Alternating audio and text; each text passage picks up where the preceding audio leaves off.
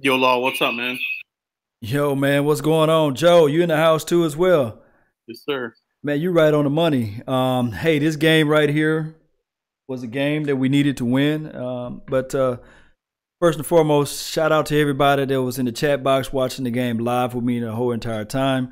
We have a full panel today. We have the Dallas prospect. We're going to talk about the future of the prospects of the Cowboys team and how they was able to rally. We got to win out. We have Derek in the house. We also have Joe Rod. He's in the house, and you got me. Let's get this thing going. Derek, what was your first impression of this game, if you're ready? The game started off incredibly ugly. Dallas said they had practiced outdoor leading up to the game, so the week leading up to kind of adjust to the conditions and everything like that. But a lot of sloppy drops early on. Dez had two, one of which hits him just completely in the face mask. Beasley had that ugly drop early on as well. That was a sure first down. And, beyond that, it was a slow, sloppy start in the game. I know Dallas ends up winning by 20, but the game and the score are not indicative of each other in that case. That was late third quarter, still like a 10-10 game. So nice for Dallas to get the win. It's one you assumed you would get, but it's definitely still a team that looks like they're a little ways off. They don't look like a real playoff team. No doubt, man. And they don't look like it was close. It looked like the team was just trying to find its way. And I just knew that St. Eli was going to give us some gifts. It was just when it was going to happen, when it was going to occur. I put Eli in the same boat as Kirk Cousins. They just try to stretch things and make things happen when their team is just not formidable enough. Joe, what are your thoughts on this game? Are you on the same page with us? Yes, yeah, pretty much, man. The first half, you kind of had to ask yourself, which is the 2-10 team out here? The Cowboys just look unfocused. They gotta snap out of these slow starts, man. It's gonna bite them in the butt. But a lot of drop passes that was not good, and penalties on defense to keep the Giants' drives alive were not good. But you know, fourth quarter they got some plays go their way and they were able to close it out. But definitely not looking like a playoff team by any means. But I mean, they're still in the hunt. Still in the hunt. So by the Green Bay Packers winning towards the end, overtime. And I think that the Panthers are won against their collective opponent today too as well. Derek, what do that put us in the mindset of? Do we just have to stay focused on us, or do we have to figure out something down the line? What we need to do? I mean, if you're Dallas, you can't be watching scoreboards. All you have to focus on is yourself. Like I said, they've won two in a row now, but they beat a Washington team that's halfway in the ground already. They're so beat up with injuries and everything. And then they beat a Giants team that was 2-10 entering the game, has several injuries of their own. So you really can't look at anything but yourself. You won both of those games, but in both cases, it wasn't the prettiest win. It's kind of one of those things where I think Dallas, while it's good to get some momentum, I don't think as I said before, I don't think they look like a team who's really gearing up and getting into form for a playoff push here. I think this is really more of a team that's just trying to hang around and just see if they can kind of creep in. And to do that, they realistically need Seattle to lose really this week or next. And it's possible because I think Seattle's got the Rams, and I'm trying to remember who the other one is. They have two opponents, though, that I think either of which could get them potentially. And then, Dallas has them Christmas Eve where Zeke returns. So that'll be huge. It will be nice. And what if the Eagles lose out? Even if the Eagles lose out, I mean, they haven't clinched the division yet. But I don't see Dallas making that kind of push. We'd have to win out. They'd have to lose out. I think the Eagles are going to – I don't know if the Eagles have one left against Washington or New York, but if they do, there's an easy win right there, right? Right. But, I think they don't have anybody. I think they got to play the Giants left. I don't know, but I know they got to play us. So, Joe, what's your thoughts? Yeah. Man, I think it's possible, man. The Eagles have shown that they can collapse. They've done it before. So it looks like they're already struggling here with the Rams. So, what's the score by chance? Do you know the score? 0-0, but Wentz just threw an interception. Wentz, we'll see what they do, but Rams look like they're about to score. Yeah, so I'm just gonna have to pay real close attention to that game. So if we go back and look at this first quarter, we had crucial catches and missed catches by Dez Bryant. What are your thoughts on that, Derek? Is it elite, or is it just one of those things where we sitting here saying to ourselves, when will the bridge collapse from under us? How long can we go with this? Is it a Band-Aid over a bullet wound, or is this something that I'm not trying to be negative, but is this something that we can lean towards down the future? We're not saying we got to trade Dez, but will there be an understudy next year, or what needs to happen? Well, early in the game, I get it. Like, really cold weather, the ball is harder than normal. Your hands are numb. It feels like catching, a rock. It's not like catching a normal football. That said, like I said, he had those two ugly drops in the first half. The second of which is absolutely inexcusable. You could maybe argue the first just because it was a little high, even though it was like forehead height. And he's kind of getting hit in the back at the same time. So maybe on that one, but the second one was just downright ugly. He makes the play in the second half, the 54-yard touchdown catch. It's an 8-yard catch, and it's a dude off of the Giants practice squad having to cover him because Janoris Jenkins is shut down for the year with an injury. And the guy, doesn't wrap up, goes sliding off his shoulders, and then Dez just has a straight line all the way to the end zone. So it's nice strength on the play, and he shows he can still, be assertive. I think the thing with Dez at this point is you have to consider the money he's making in return for the production he's giving you. And his play seems indicative to me of a more number 2 type receiver, but his price tag is like elite number 1. So I don't know what the call is for Dallas there. But as I've mentioned before, they've avoided restructuring his contract to move guaranteed money back at all, which tells me they are at least somewhat prepping for a scenario in which they would have to look for a break, whether that be cutting or, just simply being able to walk away when his current deal's done. Oh, my goodness. So, yeah, something we got to think about. Joe, what's your thoughts on that? Man, without a doubt, the Cowboys need to upgrade their wide receivers. You got people dropping passes left and right, boneheaded mistakes. Dez is on the backside of his 20s. So, I mean, it just happens. All these elite receivers, when they get up in age, they start to lose it a little bit. And I think that's where Dez is at. I need to use him more in the slot like the Cardinals use Fitzgerald to extend his career. I think Dez is at that same type of, road in the fork right now with this career. But they got to add somebody. Terrence Williams, just not getting it done either. It's the same deal, man. The field is closer. The defense can hone in on the offense because we don't have a deep threat, and that's really hurting us. Yeah, hey, shout out to the Rams. They just scored a touchdown. Yeah, I feel exactly what you're saying. Rob Smith played a hell of a game. He was like one of the better receivers out there, right? I'm just playing. But if we look back at this thing all together, like I said, this team played better from as far as the statistics looks like from the naked eye. Just looking at the stats. The stats are going to say Dak Prescott threw for 330-some yards and 3 touchdowns, something like that. But the visual eye out there when we saw was like, hey, this team doesn't look like a playoff caliber team, nor does it look like a Super Bowl caliber team until we start getting things into place.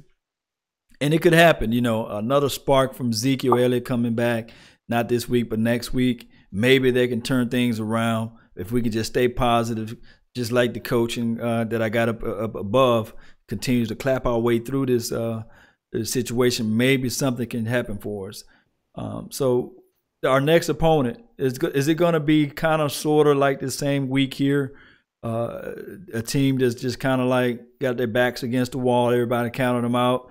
Should we not sleep on this team? Because this team can come out and punch us in the mouth, right?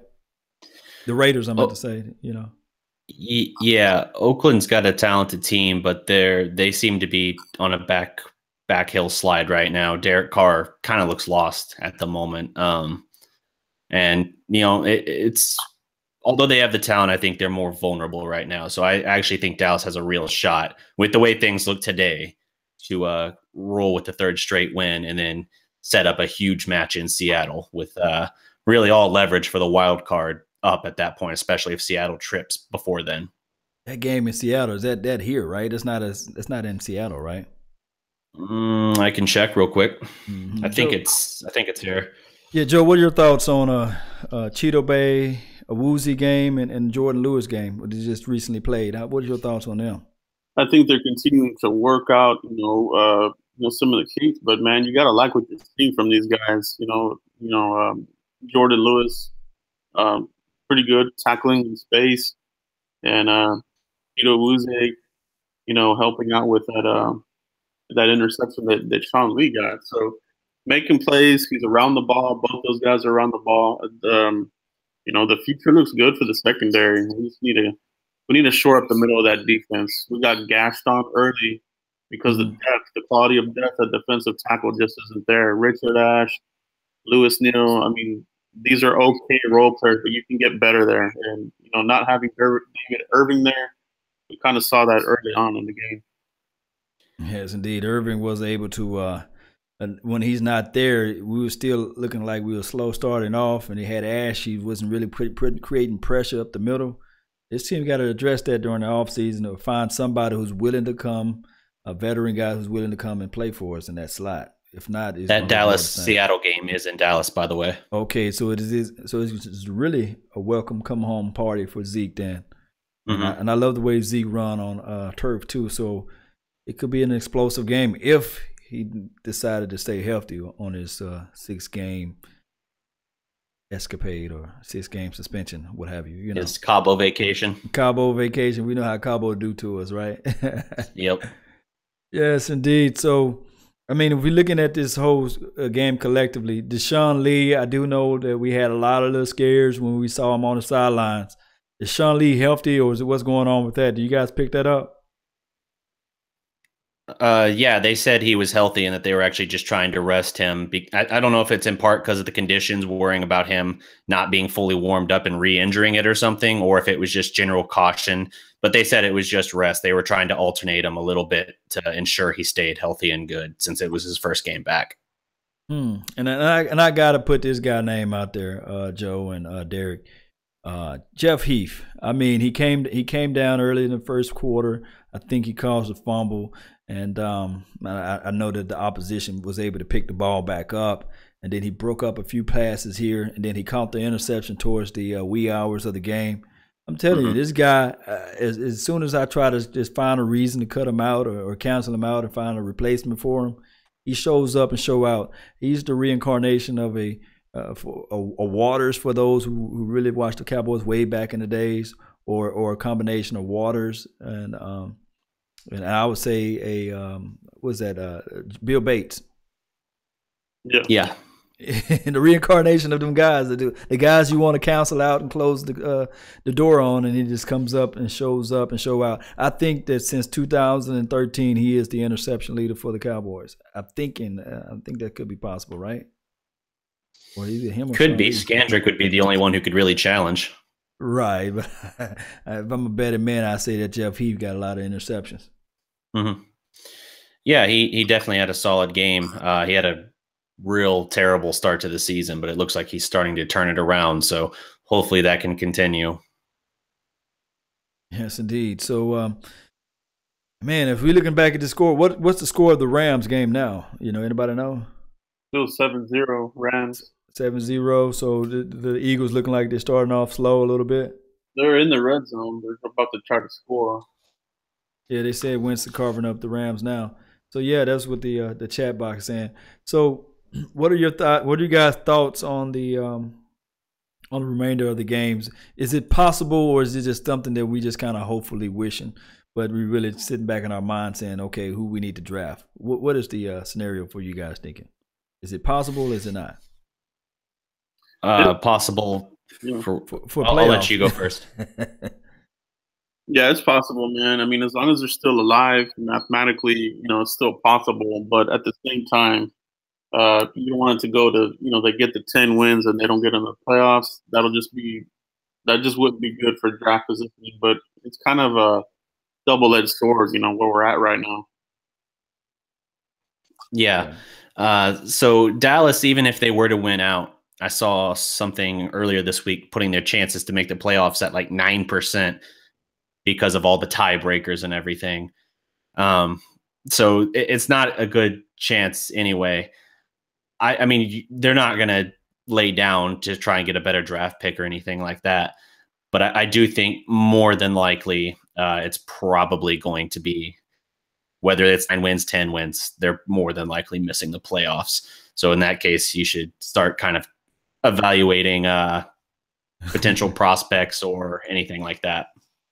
Oh man, it's one of those things. So, so looking back like towards next week game, I'm just gonna move away from that because I know that the season here has just been one of those. If Zeke was still out there, maybe he can save you 2 games out of this little skid that we have. And then only if we can figure out a way, if Sean Lee was healthy, maybe revisionist history will show us maybe we could have won the LA Rams game, or we could have beat the Green Bay Packers. I'm just scared or to think that maybe those games is going to come back to bite us, and it's just one of those irreparable harm that it cost us, of losing Zeke on our end, Right. Yeah. Losing Zeke, that had a big impact, but with the way the team played with him early in the year, they were 5-3 with him before he finally got suspended. So it's one of those things where I think this team was just going to struggle early in the year, regardless. The secondary needed time to kind of find itself a little bit, and it's still a work in progress, but it's certainly a lot better now than it was at the time he started missing games. And I don't know. I mean, those 2 games you mentioned, the Rams game and the Packers game, no doubt those are what's holding us back right now. If you have those 2 games back right now, you're 9-3. So it's completely different there. So excuse me, 9-4. So it's completely different, but it is what it is. So people fail to realize that is the truth. One player can negotiate whether a win or a loss or 1 to lose, 1 to win ratio. So just one of them things. Joe, what are your thoughts? Yeah, I just think that, looking at everything, we kind of gave the Cowboys a little bit of an over evaluation as far as the roster. You're coming off a 13-3 season. You lose, you lose a lot of free agents. You let walk on defense. So, and then, there was a lot of hype around some of the rookies, a lot of the rookies, Switzer, Cheeto, a lot of these guys. It just took these guys a lot of time to get going. And, I think we saw a lot of those struggles early on, but I think things are starting to come around. It's looking a lot more bright for the future. But, there was definitely a lot of hiccups along the way. And then the Zeke cloud, there was definitely a cloud over this team with Zeke early on, a 5-3 start. I think that was on Zeke's mind. We all talked about that early in the season that he didn't look quite the same early on.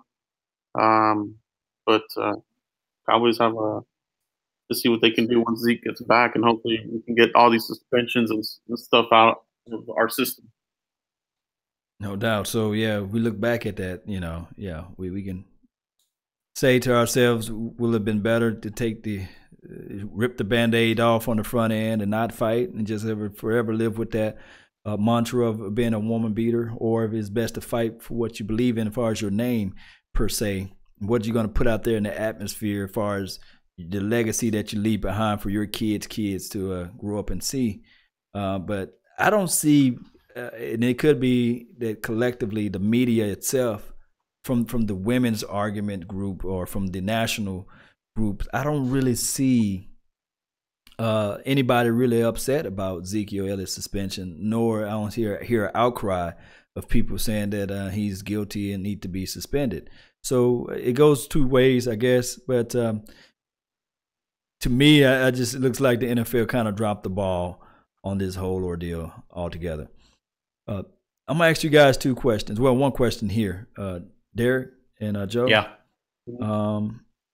If you was to bring back one player from 2016 roster outside of Tony Romo, who would that be and why? Always like to throw a little wrench in there. One guy from that. So it's almost a given it has to be from the secondary because you're not going to bring back Lucky Whitehead. Number 68, you know. Yeah. Doug Free. Ron Leary would be a really good guy to bring back. I think early on in the season, the offensive line struggles were partially attributed to that. We replaced 40% of the offensive line with Free retiring and Ronald Leary moving on to Denver. So I think that would be one if you looked offensively. If you looked defensively, I would probably say Brandon Carr for his consistency and ability to stay healthy. There was a stretch in the season where we had a lot of cornerbacks banged up, particularly Cheeto. So be nice to have something at least reliable back there, if not, great. Good question there. The fan favorite right now is Barry Church. That's what everybody's saying in the chat box. But who are your people, or who are your one guy, Joe? My one guy is going to be, this is an easy one for me. It's not the secondary. I'm looking at Terrell McClain. This guy is sorely missed there in the middle. A lot of these guys on the offensive line that we're going up against, they're getting to the second level, wiping out our linebackers. We got 8 alive when Sean Lee was out. Too many guys are getting to the second level, washing out the linebackers. And, when you're dealing with Sean Lee out of the game and you're dealing with, Jalen Smith still coming back, and that's a big thing. We're too soft in the middle. Yeah, you're sure right, and that's the dancing bear, Terrell McClain. Maybe if he would stay healthy through too as well. I think he had the injuries issues down the line. What team did he went to? Do you know, or did he go to Jaguars or somebody like that? I thought he retired. He actually retired. Oh wow, that's what I thought. Maybe I'm remembering incorrectly. No, Terrell McClain went to the Washington Redskins. We're talking about that's right. Oh yeah, you're right. Yeah, we're talking about the D tackle. Yeah. That's something else, man. I didn't think about that. That is a trend for us with defensive linemen going to Washington from us. Right, retirement state, and then they do nothing else once they go to Washington D.C. Some people said Mark Sanchez. Some people said Mark Sanchez and Kellen Moore, but maybe Mark Sanchez was the good luck charm for Dak. One can argue and lament, and I did say that if it was not Tony Romo, if Tony Romo was still on his team, we would have heard all of the put Tony in situation. But one thing I can say, Tony, just by looking at his announcement skills and knowing the plays before they happen, maybe he was the guy that was in Dak Prescott's ear saying that, hey, this is where you need to go with on this pass, or this is what the defense is showing you. But we would never know. And I think Dak Prescott would never admit it to as well. But he did say that Tony Romo was able to help him out through his start of his career. Yeah. But they call them the scab skins, the Redskins. That's funny. But hey, so we all in favor of it is possible. It's not a guarantee that we will win it out, but it is possible for us to win at least and show some type of imprint and show what this team is made of. Before we close, is any other thing that's on you guys' minds? Derek, what's on your mind? I mean, like I said, if you're Dallas, you just got to focus on yourself. Don't worry about the scoreboards right now. You got Oakland next week. Oakland looks quite beatable right now. They've had a really down season as well overall. So I think you can get that one. Then you have, a grudge match with the Seahawks, who have kind of bounced back into form from what we recall them being, although because of injuries, they're not as dangerous as before, but a lot of good veteran leadership. I think that's your remaining really big game.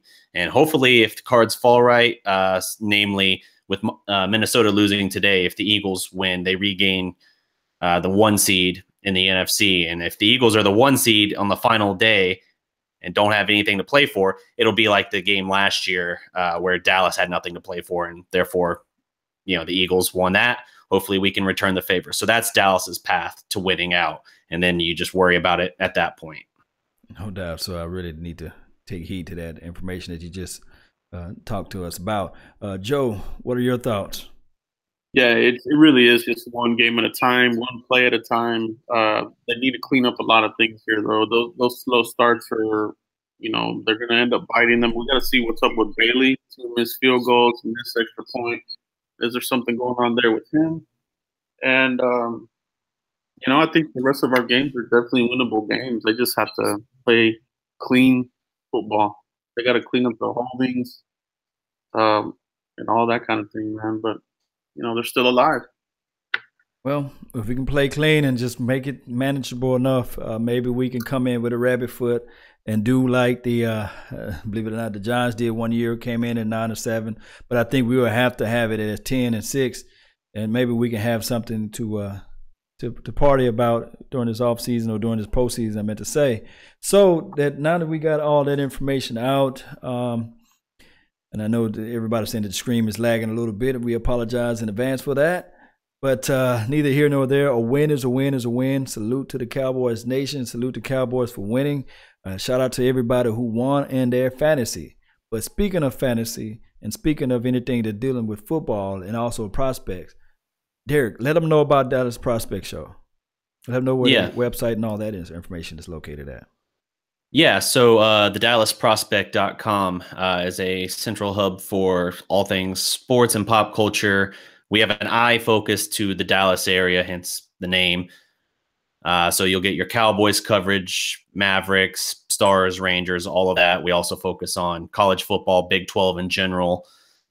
So you'll get written articles, podcasts, some video content on there as well. And from pop culture, you'll get things like film, gaming, comics, all that. So really just a central hub for pretty much a wide variety of interest for your, average guy or average viewer. Yes, indeed. And he got a Facebook page too as well. You guys feel free to go to the Facebook page and Twitter. You see there, Derek? Yeah, I'm here. Twitter is @DallasProspect. Yes, and go there. Go there and watch that information there at Dallas Prospect. Now, also the games and the film reviews that I would do will be posted there too as well. Mm-hmm. We do know there's a time cycle on Facebook and YouTube, but at least you guys will be able to see the videos there. Like I said, we apologize for the lagging on this podcast. But Joe, tell them where you can find your content and your information to it as well. Yeah, you can find me online at cowboysblog.net, and obviously on YouTube, just look me up, Cowboys Blog, and then on Instagram,